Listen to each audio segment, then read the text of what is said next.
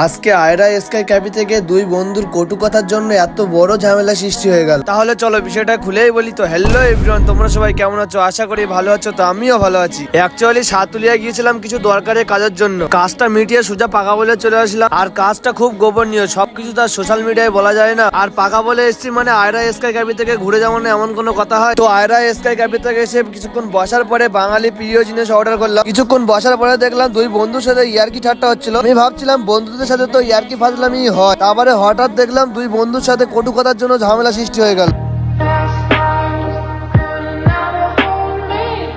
তো কিছুক্ষণ কথা কাটাকাটি হওয়ার পরে ঝামেলাটা একটু শান্ত হলো। হঠাৎ করে দেখলাম নিচের দিকে প্রচুর ঝামেলা বেঁধে গিয়েছে। সামান্য কিছু কথার জন্য দুই বন্ধুর সাথে এত বড় ঝামেলা সৃষ্টি হয়ে গেল, এমনকি হাতাহাতিও হয়ে গেল। আর গাইস, বন্ধু বানাও, এমন বন্ধু বানাও না জন্য এত বড় ঝামেলা সৃষ্টি হয় কিছু কথার জন্য। আর বন্ধুদের মধ্যে তো থার্ডটাই আর কি হবেই, সব কথা মাইন্ড করে নিলে হবে না। তো আমার কথাটা মাইন্ড না করে আমাকে ফলো করে দাও। দেখা হবে নেক্সট ভিডিও। টাটা।